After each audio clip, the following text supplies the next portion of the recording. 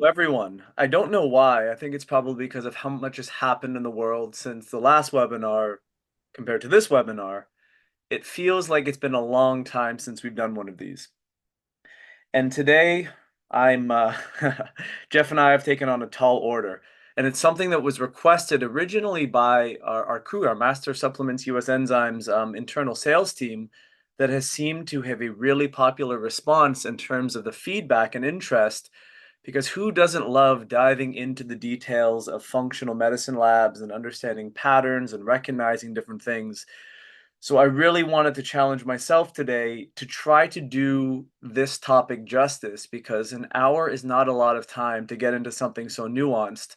And secretly, I'm just going to say this now, and whatever comes of it does, I'm hoping this actually leads to something in terms of maybe a special education opportunity or a development of this down the line, because I believe that the wonderful aspect of what functional medicine and alternative, even allopathic medicine, allow us to do nowadays is we can get so much data, and so much so it's almost overwhelming, because data without knowing what to use that data for is in some ways paralyzing, because our clients are expecting the test is going to tell them the thing, and then that the practitioner is going to know by looking at the results of the test how to approach that thing. And I'm being vague in general on purpose because there's a lot of things that lab tests tell us about. So what I'm doing today is examining an overview of looking at labs philosophically and conceptually, because it's so easy when you're a busy practitioner in practice to fall into patterns of automation, shall we say it, for the sake of efficiency and workflow. But I think being a really good clinician in regards to labs is actually an art. And it seems a little strange to say that because labs, in many cases, are the most scientific left brain thing out there. But what labs give us is the opportunity to see patterns. And I believe that the beauty in the data is in the patterns and how they're amalgamating for the person to tell their story in an alternative way to how they could experience and explain their symptoms. The data is telling a story of what the physiology is speaking to the clinician through, in terms of facts, figures, and lab values, in terms of clusters and what we see. So rather than sit here and make that even more abstract, I just kind of want to get into it. So I'm going to share my screen here. Where is this is what I want. We're going to get into pattern recognition in lab testing. So I want to start off with one disclaimer. Nothing about this is medical advice, nor should it be taken as anything other than my personal perspective as a clinician, and I'm basing these perspectives on past research and past experiences, what I like to call clinical anecdotes, where the rubber meets the road and what happens is different from what the paper says. That's the real value in. So that's the first thing. The second thing is, nothing about this information is intended to be a specific treatment plan. It's not the approach for any specific condition or circumstance. Rather, it's meant to be a guide, so to speak, of how to correlate potential lab results or how to look at those lab results with potential issues, obviously, in a hypothetical scenario. But I do really encourage anyone who's on this, if you want to stay on after we're done the main lecture and discuss things or throw out hypotheticals, I love offbeat, out of left field kinds of questions, because it's fun to kind of work through basic fundamental scenarios to complex scenarios together, because I think that's how we all learn and we all develop and grow. So lab testing, in my opinion, is really speaking the language of metabolism. Now, the body has its ability to speak to us through many different ways. There are signs and symptoms. Sometimes there are things like, I don't know, intuitions, precognitive dreams, things of that nature.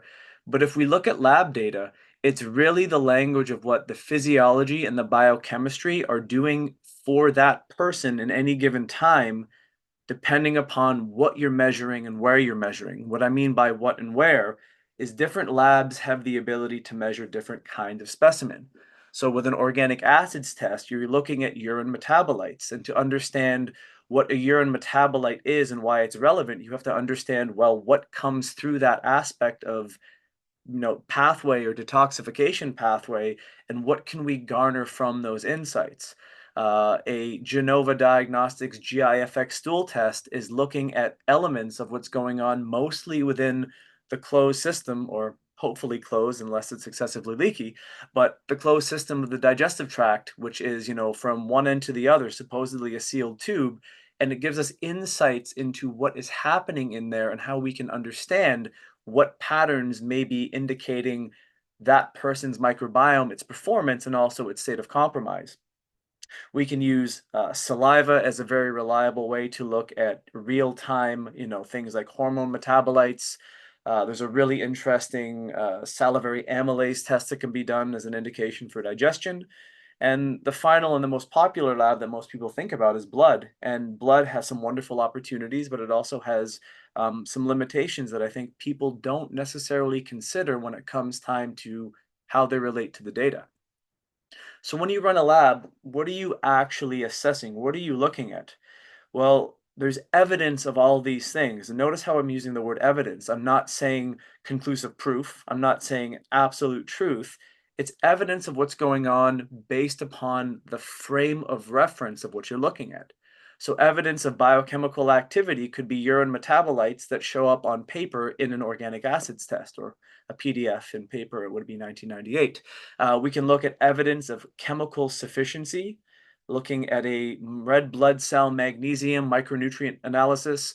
We can look at evidence of physiologic function. So if we're looking at an AST, ALT value of a liver function test on a blood panel. In some cases, if we go to a different specimen, we can look at evidence of pathogen identification. So some stool tests are really good at looking at pathogenic bacteria. They can look at ovum and the evidence of eggs and parasites with a stool identification. You can look at evidence of past biochemical patterns. With a blood test, it's really important to know that the data you're taking in can only be as good as that red blood cell is old. So the red blood cells are broken down and resynthesized every 90 to 120 days. So in the case of looking at past blood sugar control, the HbA1c value on a blood test is how that person's been handling their blood sugar to some degree over the past 2 or 3 months. And then there's evidence of body communication. Looking at blood or urine hormone metabolites allows us to understand how the body is communicating with itself and regulating things like growth and breakdown cycles as evident through how the hormones are being sustained in the blood, or the quantities of those hormones that are being released in urine that we're measuring on something like a Dutch test. So the important perspective for us to understand, especially in the world of, I dare say it, alternative health, but functional medicine, naturopathic medicine, the gray zone where we're using diagnostics, but we're not necessarily using pharmaceuticals. We're looking at the evidence of what the patterns of presentation through these specific targets, so the markers on the blood panels, are showing up, and how they're showing up in terms of the values based upon where they should be. And that's a very important thing because labs have reference ranges. And a lot of people just want to know that they're normally inside the reference range. And in the cases of general lab values, they're using an age range that may be somewhere between the age of 12 and the age of 90. So it might be good to know that at the age of 35, you're within the age range. But if you're close to the extreme end of either a 12-year-old or a 90-year-old's expected physiology, that might not be good enough for you. So there's normal ranges and then there's optimal ranges, which is a different conversation altogether, but it's something that I encourage everyone to research on their own time. So what are the opportunities here with labs? Well, when you talk to a human is always going to tell you their story. They're going to tell you the experience of their symptoms from their perspective. And it's really challenging to instantly know this person's experiencing IBS. This person's experiencing an H. pylori infection. This person has Crohn's and/or colitis, because there's so much overlap in the symptoms, and the information that symptoms generate is subjective. It's run through the filter of that person. But what labs give you is objective information only about what the lab can detect. But what's nice about that is you don't have to further decipher what that lab value is or what it may mean. You just have to understand where that metabolite is relevant Why is it relevant and what does it indicate? The second thing labs do is they give you insights into somewhat of a pattern of predictable nature in some cases. So, as I said, if we're looking at a blood panel, then we know that somewhere between 90 to 120 days, those lab values are likely going to be stable. But in 9 months to a year from now, it's likely warranted to run a new lab panel because that person in some way, shape, or form is different. So there's a predictability to that. And the opposite is true. If you're running a stool test and you're testing someone on a Friday and then you want to test them again next week on a Thursday, not that you would do that, but if you were curious, you likely would get a different outcome because the cycle of how quickly things change and turn over in the gut is very, very different. What labs can really do, and this is what I love, is they can validate or verify suspicions you may have as the clinician, or do the same thing for the person who's grasping for some sort of understanding about what's going on within their physiology. And they can also elucidate problems that the client has never thought about. Someone may come to you and you may be thinking, oh, this person has X, Y, and Z. And then you run a specific panel and you realize, oh my gosh, they're pre-diabetic, or oh my God, they have Hashimoto's, and that's explaining their exhaustion, their fatigue, their constipation. So there's a wonderful aspect about labs that can generate greater degrees of understanding based upon testing things that never came into your worldview in the first place. And then the most important thing I think about what a lab can do is they can give you insights as to where the major area of concern may be. So the body throws symptoms that are areas of focused attention that the body is asking you for. But sometimes someone's symptoms might not be the origin of their problem. Case in point, someone could have crippling joint pain, but that's because they have some sort of systemic inflammatory thing that's going on. Maybe it's a severe food sensitivity and they don't realize that what they're eating every day is actually driving this joint pain because that's how the body's presenting the symptom. The area of effect and the presentation of the symptom is not often the area of root cause or the root causative problem. And this is where going into labs and digging can give you great insights about understanding that person's story of their physiology through the lens of what the labs present. So that's why I say it's speaking the language of physiology, really through numbers and metabolite values. But there always have to be limitations. And I think this is where, as clinicians, we can forget this side because we make the previous side, the opportunities, the entirety of everything. So the objectivity of labs can also get mistaken for absolute law. If you have 5 minutes with a patient as a follow-up exam and you look at their blood test and you go, oh, well, clearly you're simply diabetic because you have high HbA1c, high fasting insulin, high fasting glucose. Yes, but someone can be diabetic transiently or acutely as a result of severe gut dysbiosis. So if you try to treat their diabetes, but you don't address the fact that they're riddled with pathogens, that's an objectivity limitation right there. The other thing is they can give you insights into patterns, but never a complete picture. So when we're looking at the blood, we're assuming that that's everything within the body, but what's circulating in the circulatory system doesn't necessarily give you indications of what's happening inside a cell, because the inside of a cell, separated by that membrane from the circulatory system and the connective tissue, is a little microcosm on its own. We can't get that kind of deep data yet. The only insights we can get is from the metabolites that the body excretes, which are typically the post-metabolic detox aspects of cellular metabolism. I'll say that again. A blood test does not give you the ability to understand what's going on directly inside a cell. You can only get somewhat of an evidence of that from the post-cellular metabolites that the body detoxifies. They can also add a layer of confusion due to the limitations of what can be tested. That piggybacks on my last statement. Our diagnostics cannot go entirely to the level of the mitochondria, but we can measure elements of mitochondrial insight or mitochondrial function based upon patterns and data. So someone might say, well, I have mitochondrial dysfunction. Well, where? Systemically, in a specific organ, what specific organ and to what degree? It's really hard to get that data right now because our current technology doesn't allow for it. The next one is something that I've experienced in my practice a few times.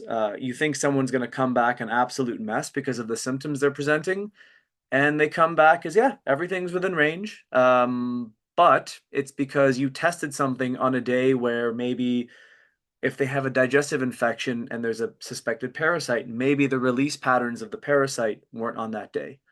Or they're experiencing things that are symptomatic, but their blood chemistry is totally within range. Then you have to go back to the drawing board and understand what language the body is showing you through symptoms because the labs aren't telling you everything. And the last thing is they can give you insights into different areas of the body that are hard to correlate. What I mean by this is if you're running multiple labs on people, it's hard to understand how to confirm a suspicion through different specimen. Can you take a blood panel, a urine analysis, a saliva analysis, and a stool analysis and find ways to look at influences of all of those different tests to build a hypothesis or to build a story to give you more insight and more confidence into what you think is going on with your client. So in the functional medicine world and then the world of doing lab testing, because we put so much faith in these things, we have this absolute certainty of what we're seeing on paper is the entire story. And I would tell everyone, don't forget to go with what you know about symptom presentation, symptom analysis, and patterns in that way, because you're only looking at a moment in time with labs. You're not looking at the entire person. You're looking at who they were that day and what you can measure based upon the quantity of time forwards and backwards that you can rationalize that data representing. So don't abandon the old school art of client care by making sure you really understand what that person's experiencing and telling you and what patterns are able to be displayed in addition to going down the rabbit hole with labs. Because we have to understand there is what I call the march of pathology, and I've mentioned this before. First, we have an imbalance. And in many cases, people won't know that they have imbalances because everyone on this call, if they have a body, they have some sort of imbalance in their physiology. I hate to say it. If you have a body, there's something in there that's not working optimally, whether it's the propensity to getting headaches easily, whether it's the ability to experience body pain at some point in the day, a weak digestive system, poor sleep patterns. Everyone has something they're working on, but by the time it's something where they're presenting, like I just described, that's a symptom. And a symptom is something that's the first warning sign. And as a symptom develops over the course of time, and that symptom is not being addressed, then we develop a state of compromise or the beginnings of what I call a pathological process. And if that pathological process is still not enough to get someone's attention, at some point that person will find their way into a medical professional who is able to legally diagnose a condition or a disease or a syndrome, functional disorder. And at some point that process yields a pathology. And the difference is when someone gathers all the data, usually via laboratory analysis, they can ceremoniously give this person a title. You are diabetic. You have an autoimmune condition. You are this, you are that. And this is typically what happens to most people, and their way of addressing healthcare is reactive. Here's where the magic of lab testing comes in because it addresses things on every possible level. So if used correctly, labs can prevent the classic reactivity of things being addressed here. Because when you get to the pathology stage, this is where you're at the management of a situation. You're basically throwing a medication to block a biochemical response. And over time, you need medications to address the side effects from the original or multitude of medications that that person is on, simply to manage their pathology, but they're at the point where it's gotten so bad, it's almost hard to think about root causative resolution. So when it comes to the art of using labs, well, if someone has an imbalance, you can pick a lab or a series of labs to strategically detect imbalances and clinically stop the initial imbalance from progressing any further. If someone's at the symptom stage, you can use a lab strategically to validate certain symptoms that are being presented, and this way you can better understand the nature of the condition that that person's suffering from. Is this symptom an isolated thing based upon where the lab is showing it's being presented in the body, or is the symptom more of a collateral downstream consequence of something bigger or something more nefarious? If someone's at the stage of having a compromise or a pathological process, again, you can use specific lab markers to verify if the treatment that you've help them undertake is going to push them towards a further progression of the pathology? Is it not working? Or are you able to reverse these things? And that's a really cool thing because if you have someone who is a pre-diabetic and you find a way to restore insulin and glucose sensitivity, you can help them get out of that pathological disease state. And the story doesn't go to someone of, oh, I'm a type 2 diabetic. It's someone who was on the fringe, but they actually reverse their own scenarios. And if someone is at the stage of what I would call end pathology, they have a diagnosed condition, you can be an alternative path to treatment rather than simply throwing pharmaceuticals at them. You can teach them the curative power of lifestyle, diet, supplementation, and a multitude of other things that are available nowadays and numerous options and opportunities for people. Because as I've said this before, the thing that you give the person doesn't heal them. The body heals with the assistance of what you give them and the effect that it has. So the power to heal the body is really an energy dependent thing. And if you can remove the blockages or reduce the deficiencies that are slowing those processes down, or remove the thing that's driving the process in the first place, the body only knows the pattern of self healing. So I was thinking about how do I select the tests of emphasis? Because if you figure out how many different functional medicine tests are out there, we'd be here until next week. So what I thought about was two things. Number one, what are the most popular tests that people seem to be using? And number two, because we are Master Supplements and US Enzymes are a digestive wellness focus company, I wanted to dig into the tests that I think are most pertinent to the gut, but also have some nuances of, I don't know if the word is, what's the word I'm looking for? Controversy. There's a lot of things that have been said about certain lab tests and their validity. And in this, I want to question things without making anyone think that these things have no use or marginal use. I think everything is a tool, and the aspect of a master craftsperson is how they use that tool, how well they use that tool, and knowing when to use that tool. So I wanted to start with a good old comprehensive blood panel because I think this is a huge area of opportunity based upon what kinds of blood panels people are used to getting done. So the purpose of a blood panel is really a wide range pathology screen. That's how I um, sell the idea to the people that I run blood panels with because I want to understand the evidence of what's going on in their body that can be detected within the serum.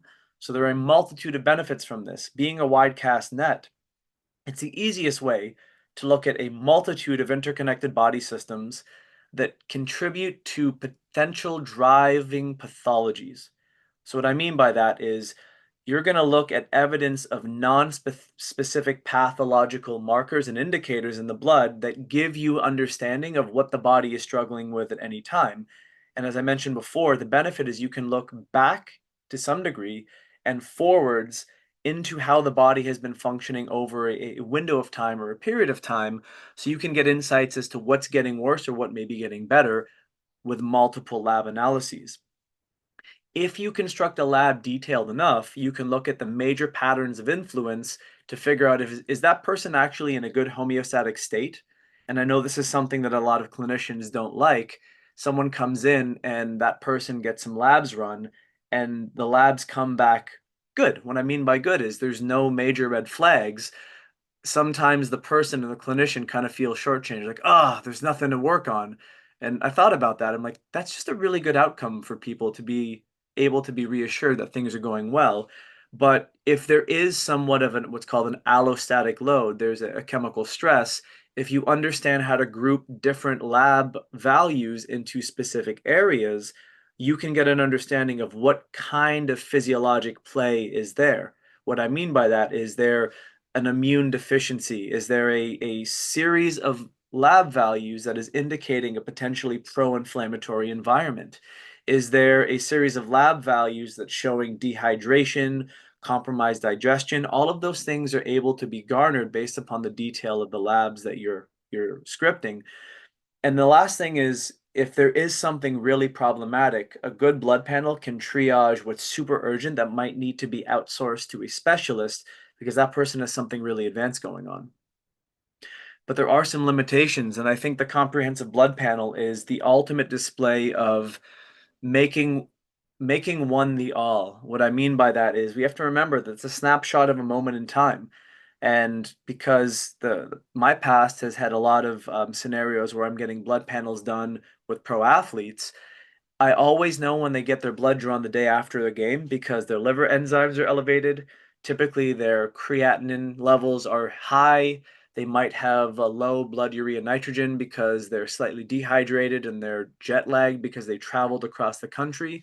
So we have to remember that the limitations are it's a moment in time, and the results that come back, A, are not an accurate representation of someone in that moment, but the second thing is sometimes a lab takes 2 to 4 weeks to come back, and we're going over the results in real time of something that happened in the past. So there are those things that should be considered, especially when you see some potential outliers. If you do a follow-up and everything's okay, at least you can put that to rest. Sometimes labs make errors, and some of the lab panels out there, because they're not complete, what I say is a half truth can lead to a full lie. You know, up in Canada, when they do basic panels at a medical doctor's office, when they want to do a complete thyroid panel, they simply test TSH and T4. And if someone has a high TSH and a normal T4, everyone gets thyroid hormone. Can you see how that could be a problem because they're missing about 5 to 6 more lab values that would complete the picture? Oh well, limitations, things were changing over time. And then there's other aspects of gives indications of what's circulating, but not maybe representative of what's going on in an organ or in a cell. So you have to remember the limitations of what the lab can screen based upon the depth of analysis. It can also stop a practitioner from digging into symptoms because of time, of being in a busy practice, of limited resources, or potentially limited knowledge. They might look at the labs and say everything's fine, everything's within a normal range, not realizing that 5 to 8 key markers are at the very, very top or the very, very bottom of normal. You know, so for a 35-year-old man, if his testosterone level is 10 markers above the absolute lowest normal, that's not where I would want to be. So I would want to intervene. But sometimes, because of practitioner busyness or the lack of proficiency in understanding patterns and recognizing them, things can get glossed over that are a detriment to the client. So these are just two examples of how I group things and understand specific issues and patterns. So if I'm using a comprehensive blood panel, I'm not looking at the numbers of individual markers, but I might be grouping together some different aspects of markers that may indicate a pattern, like a gut issue pattern, for example. Or if I want to get some optimal values, I might look at what the research says are optimal values of high or low. And if I see things that are outliers on the test, it gives me an indication as to where that person is struggling. And my bias is energy is everything. So if I see the metabolic pattern being compromised, I know that person's not turning their food into energy effectively. So therefore, there's going to be an energy problem. There's going to be a nutritional adequacy problem. Maybe there's a digestive issue or a food selection issue. So all of these things make a lot of important insights into how you're able to dig into these values and what you're able to ascertain as how these values relate to the client. So then the next one I want to go into is the organic acids test. And I think this is probably the most popular test, or maybe the stool test is, in the world of functional medicine, because like a blood panel, it gives you so much data in a fairly simple way to administer the test, and one easy document to analyze and look through as a clinician. So when looking at organic acids test, what you're looking at is the metabolic evidence of the urine metabolites that are coming out through the kidneys and the bladder to denote aspects of metabolic activity and specifically microbial metabolism. I actually think that from a perspective of understanding what's going on actively in the gut, an organic acids test is the best test to tell you what may be happening from a bacterial, fungal perspective, because you're seeing what's really happening that day from the evidence of the metabolism of the day before, obviously, when you were tested. So the benefits, it's a really simple way of assessing real-time activity of these various biochemical processes within the body. So you're basically looking at the enzymatic metabolites that the body throws off under processes of normal metabolism. There's a ton of different insights and data that this test can give you. So it gives you insights into a whole body metabolism from an energy mitochondrial perspective. You can look at things like nutritional adequacies, B vitamin levels, mineral metabolism. You can look at different microorganisms. And what's great about the organic acids test is it has the ability to distinguish between somewhat beneficial organisms, somewhat pathogenic organisms, specific areas that also are secondary influences of overgrowths and also fungal presence. There's also those things that have neurological implications. So there's an incredible amount of info that comes from an organic acids test. The most intimidating aspect to it is actually the amount of info and the intimidation factor of being able to understand the multiple letter words with hyphens and numbers sometimes, like 3-p-cresol and 4-hydroxyphenylacetic acid. But other than that, it's the best way to look at the entirety of metabolism currently that I believe our technology can give us. Because if clients are dealing with microbiome issues, detoxification issues, gut-brain challenges, nutritional deficiencies, antioxidant reserves, mitochondrial dysfunction, this test will give you a lot of insight. However, as with any test, there are also some limitations.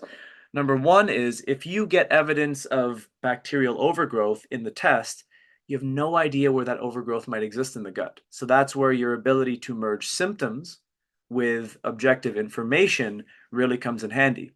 The second aspect is it's very easy to flub this test as a practitioner, sorry, not as a practitioner, but rather as a patient, because oftentimes you're giving this to take home with your patient and you're trusting that they're going to follow the diet recommendations, they're going to follow the specific restrictions that are required for this test.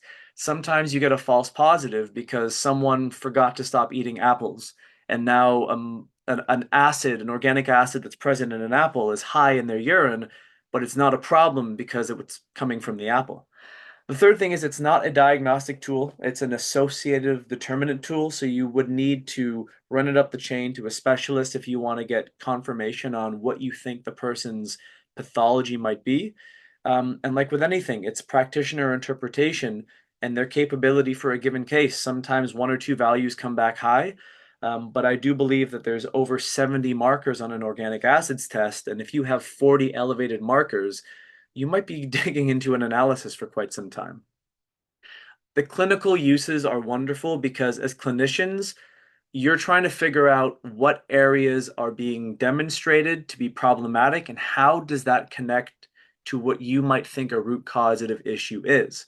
So if you see that there's some serious mitochondrial dysfunction, well, if there's high amounts of candida, high amounts of clostridia, high amounts of oxalates, neurotransmitter imbalance, nutritional deficiencies, you can say, well, yes, the mitochondria is suffering, but it's because it's being bombarded by all kinds of metabolic toxins from these overgrowths that are present in your system. So that's why I think the organic acids test is incredibly useful because it's a really functional thing that can give you the understanding of how to pick a product or to modify diet or lifestyle aspects to start making a difference in that person's reality tomorrow. And as I said, it's the best overall test, in my opinion, for gut activity and gut function. Stool test has some benefits that you can't get here, but when paired together, it gives you the greatest wide cast lens of what's going on within the digestive system. And you can correlate the microbial influence. So if you see elevated levels of specific bacterial markers, and then you see imbalanced neurotransmitter metabolism, if you look at the patterns, you can see that some of the toxic metabolites from the bacteria are present, are causing issues within the gut-brain axis. Because we have to remember, these little microbial guys, they throw off metabolites, they excrete wastes, and our body has to experience those wastes, and oftentimes they're neurological toxins and mitochondrial toxins, and we experience the symptoms as a result of those. Then we have a stool analysis, the good old poop test. And this is the one that I think has gotten a little bit of controversial flack over the last few years because there have been people who are prominent in the industry saying, well, stool tests are useless, they're not good representations of anything. It depends on what you're looking at in a stool test.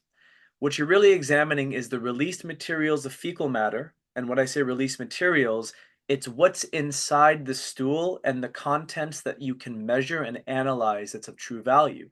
So you can look at elements of the digestive process. Are the things being properly broken down, or are you seeing evidence of undigested foods in the stool? You can look at the presence of immune generated proteins. And in some cases, these can be really good to confirm the suspicions of an IBD presentation. You can look at the evidence of the quantities of short chain fatty acids to gain insights as to if someone's microbiome is being adequately fed with certain kind of fibers, and are the bacteria present that can generate the butyrate, the propionate, the acetate. And in some cases, and this one's a little more challenging because of the pathogen release patterns and what's being released that day, sometimes you can see evidences of pathogenic bacteria, pathogenic yeasts, and or parasites. But again, that one's a little bit of a hit or miss. I personally think the stool test gives you great insight into a snapshot of some of the internal activity within the digestive tract because it is one tube. Whatever's coming out gives you insights as to what's happening entirely through the process and specifically further up the chain. Because if you're seeing an insufficiency of pancreatic enzymatic output, well, you know that everything downstream is compromised from that moment. And that's an easy thing to get an easy win for a client by saying, oh, you would probably benefit from a digestive enzyme or hydrochloric acid supplement until we can figure out why your pancreas is not outputting enzymes sufficiently. You can help distinguish for some people between IBS and IBD based upon knowing that if it's an IBD, that's an immune specific reaction generating pro-inflammatory proteins. So if you're looking at calprotectin, lactoferrin, specific aspects of lysosomes or white blood cells present, you know that there's more likely a pathogenic process rather than a functional motility disorder. In some cases, you can identify patterns, express, and come to conclusions for the future development process. So if this person is showing all of these pro-inflammatory symptoms, well, what I need to do is figure out how to resolve the inflammation. I have to maybe assume that there is some leaky gut present, so therefore there is some dysbiosis, but I want to make sure that that person is able to adequately tolerate and benefit from the strategy that I want to implement. So I'm going to use the data to confirm my suspicions rather than put them on some sort of anti-parasitic protocol just based upon their symptoms alone. So it really is down to the skill of the practitioner to interpret the patterns and see the evidence and confirm that and correlate that rather with their client's experience and how they're presenting symptoms. But the limitations of a stool test, again, like a blood panel, do need to be discussed because it's a snapshot of what came out that day. And I'll tell everyone a quick little story here. There was a period of time where a friend of mine and I wanted to conduct an experiment. So we sent a stool sample in one stool sample into two different stool test kits to the same lab on the same day, and we got two different lab results. So for some people, that might be a little bit of a disheartening reality because we have to understand that what comes out of the human body in a stool sample is not uniformly distributed. The same type and quantity of bacteria that are at the beginning of the sample are not going to be present at the end. Where you grab that sample from may have something in there that isn't present if you were to grab from somewhere else. So you have to understand that there's so much gray zone. You need to allow for that so you don't make absolute determinations of anything. The second aspect is there's genetic sequencing. And in many cases, going down to the gene level, there's multiple different Lactobacillus acidophilus. You don't know what kind it is. It's not a strain designated one. So if it's super high and they're telling you it's a commensal, you think, oh, that's great. But in some cases, high levels of Lactobacillus acidophilus for some people are problematic. You can't go any deeper than that.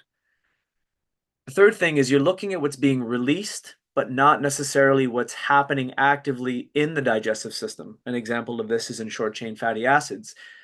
The short chain fatty acids that are being measured in the stool, if they're high, is that because they're being released and not absorbed? Or if they're low, is a small quantity being released, but are adequate amounts being absorbed to nourish the lining of the colon?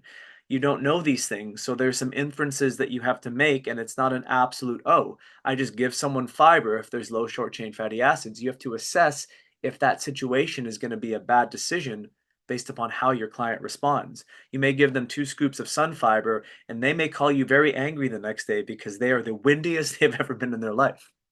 The next thing is false positives and false negatives. This is unfortunately a reality of all labs. And like an organic acids test, a stool test is not a diagnosis of anything, but it's a functional assessment and it should be treated as such. It's not law. There are so many different stool tests on the market, and the wonderful thing is they're all good.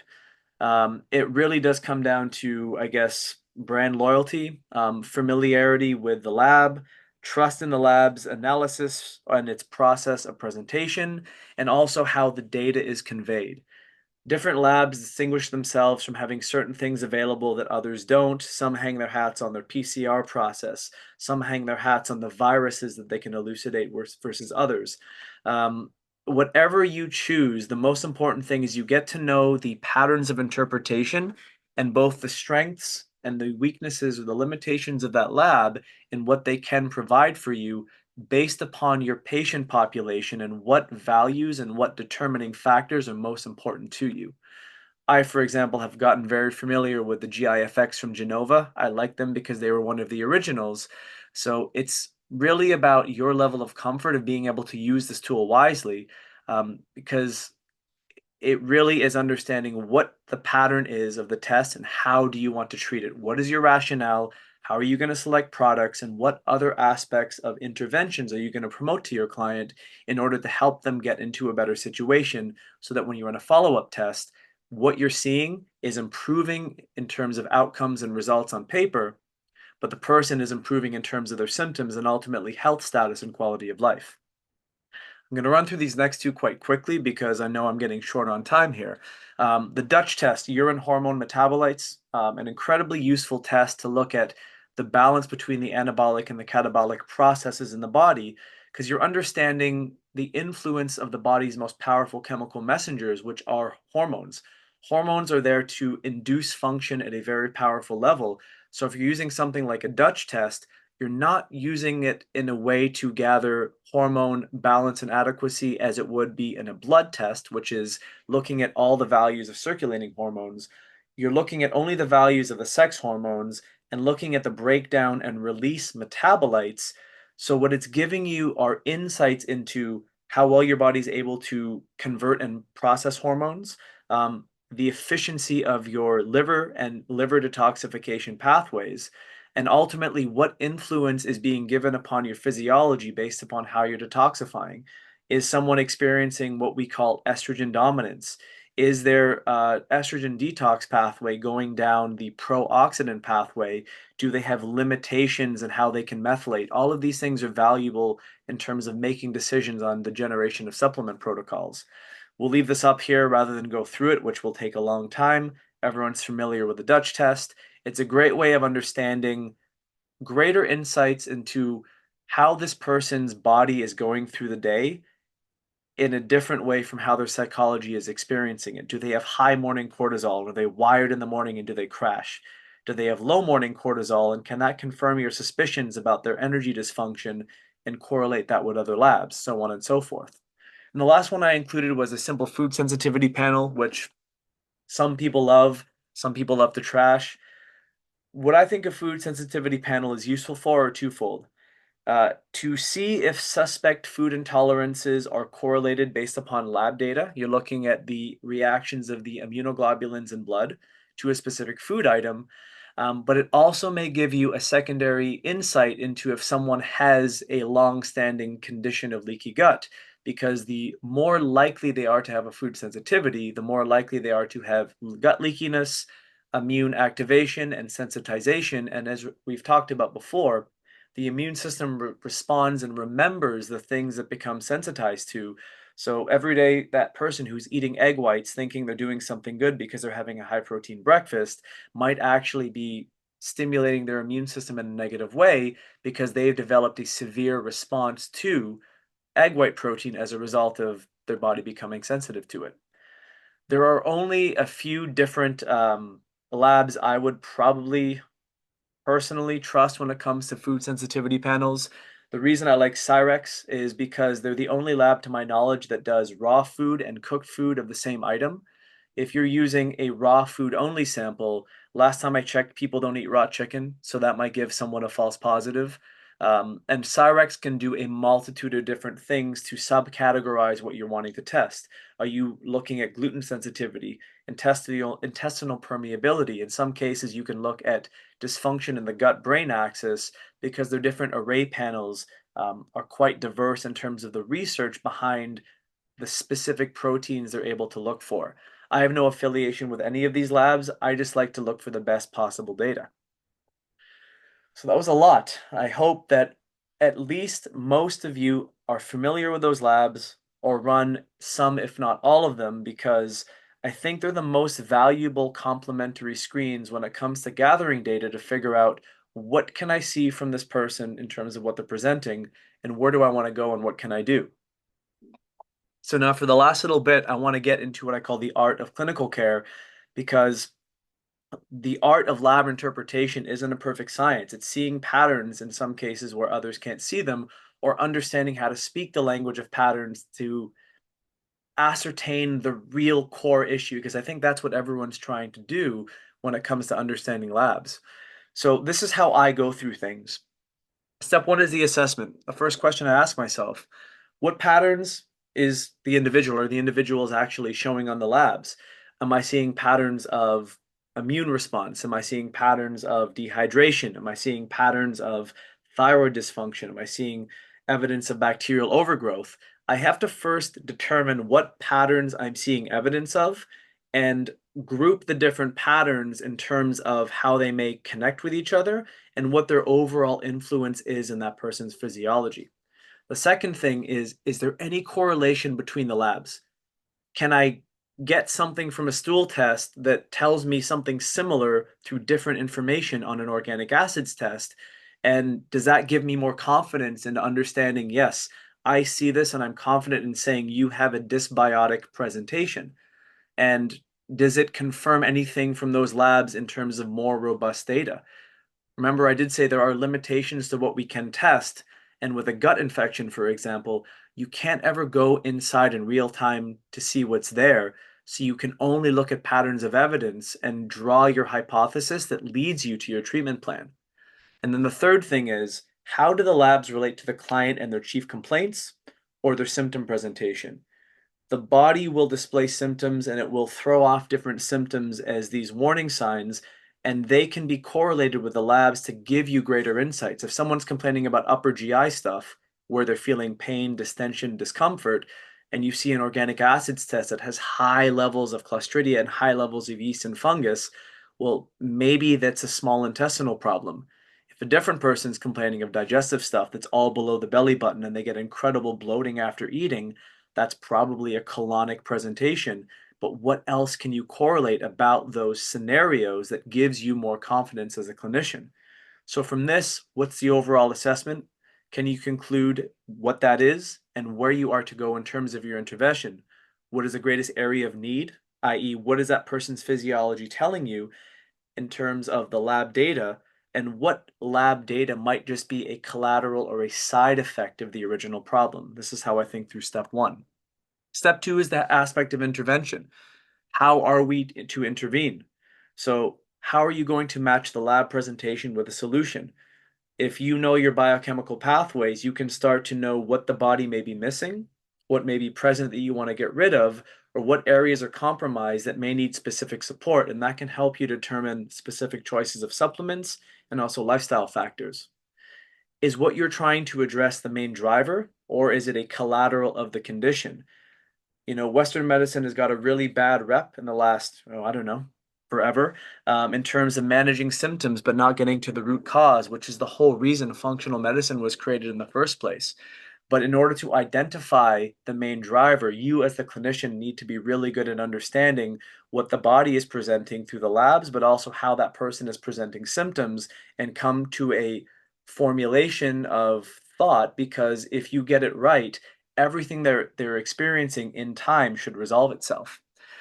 This is important to know, A, the biochemical pathways that are involved, but you also have to know your client's constitution.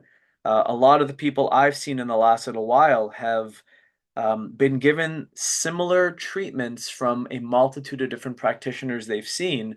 And typically, that treatment is around believing that they're full of parasites and they need to cleanse and kill all the parasites. So everyone's been given the cell core, para 1, para 2, the binders, all those things.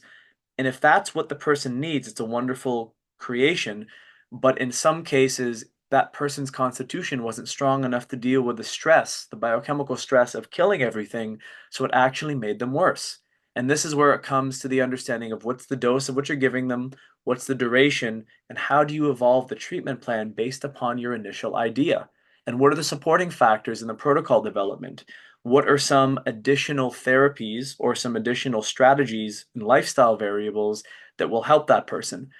If you're going after parasites and pathogens, you're not going to tell them to start training for a marathon. You're going to tell them to try to get into a more relaxed state of being because you want all energy resources directed to helping the person deal with the stresses of detox and ultimately heal.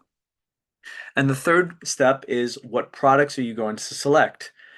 It's impossible for me to say what the absolute product is for any specific condition. But what I did here was I grouped the different categories of where our products fit in. If you see something on a digestive panel in a stool test that might indicate that there are high levels of protein, and sorry, not high levels, but high levels of inadequate protein breakdown.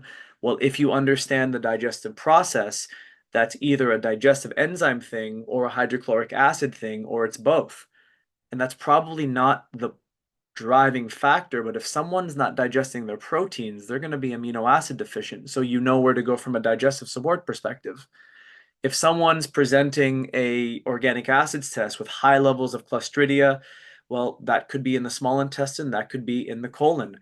This is where, the education that we've been sharing when it comes to probiotics and using probiotics that are systemic digestive probiotics or colonic specific or small intestinal specific, that's where these choices can come in handy.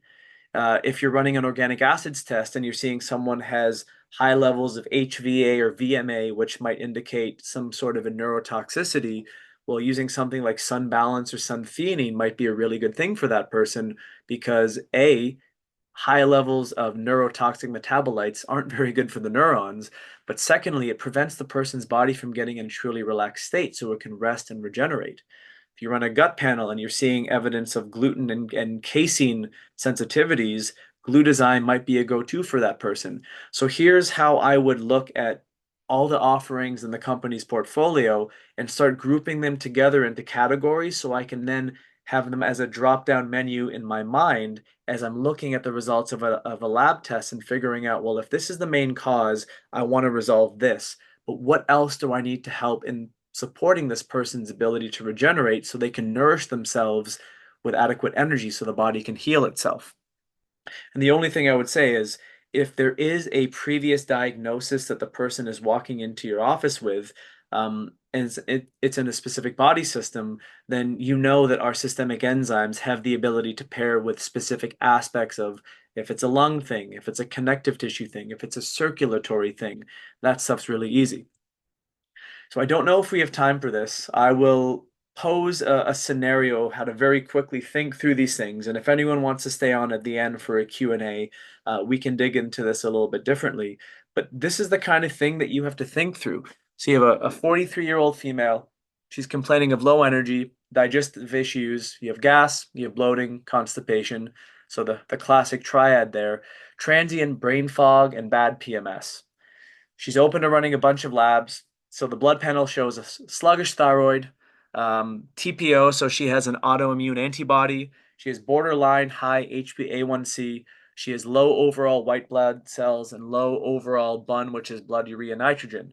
So right there you see, oh, and anemia. So you see digestive dysfunction, you see metabolic dysfunction, you see autoimmunity, which might mean, again, dysbiotic immune aspects. You have somewhat of a metabolic toxicity or metabolic dysfunction because the body can't handle sugar properly. They're slightly dehydrated and they have somewhat of an immune deficiency. It's a very classic presentation. If you're on a stool test, you're seeing that they're not breaking down their protein. There's a high amount of dysbiosis. So as we've talked about, In the master philosophy, the first phase is taking care of digestion. If someone has sluggish thyroid with a potential autoimmune presentation, well, if they're not breaking proteins down and their gut's leaky, that might be an element to think about. If they have dysbiosis and they have chronic leakiness of things into the circulatory system via the small and large intestine, that might also be driving things. On the organic acids test, you have high levels of arabinose that can usually indicate yeast and fungal overgrowth, multiple markers of bacterial overgrowth, low mineral status, and mitochondrial issues. Further things to reinforce nutritional deficiencies, a lack of digestion, because low mineral status typically requires adequate hydrochloric acid for those minerals to be absorbed. And of course, they're going to have mitochondrial issues because when someone has thyroid dysfunction, the body's strategically slowing down metabolism in order to preserve itself. And if you run a Dutch test, you're seeing they have low morning cortisol and poor estrogen detox. And the question is, with a case like this, where do you start? It sounds like it might be an incredibly complex case, but I would say this is probably a fairly um, normal, unfortunately, I say normal with a little bit of a, unfortunately, a normal presentation of what someone might be dealing with nowadays, that they might be throwing symptoms, they might be throwing a masking symptoms, Tums, antacids, energy drinks, sugar, coffee, things of that nature. So for me, I would apply my 1, 2, 3 method to looking at how do I create a plan of healing and a path forward for this person in order to take the presentation of lab data, understand the symptoms that they're presenting, and pair those things with adequate supplement selections, lifestyle variables, and lifestyle changes, and ultimately create a plan that evolves as they do and come up with a rationale as to when to resample the labs to make sure that that person is moving in a good direction, which is ultimately a direction of health and healing. So if anyone wants to dig into this or any other things, we can do that after the fact. But I want to thank you all for being patient with me as I tried to stuff what was probably 2.5 hours of information into a 60-minute lecture by speaking fairly quickly. As always, we're trying to upgrade the education that we're bringing to everyone. So if this was something that you all enjoyed, please do give us the feedback on how you enjoyed this or how beneficial or interesting it was, because I would love to dive into more lab stuff in the future, because if it helps all of us become better clinicians, it therefore helps all of us help those people who are coming to us as patients more and more. So if there's any time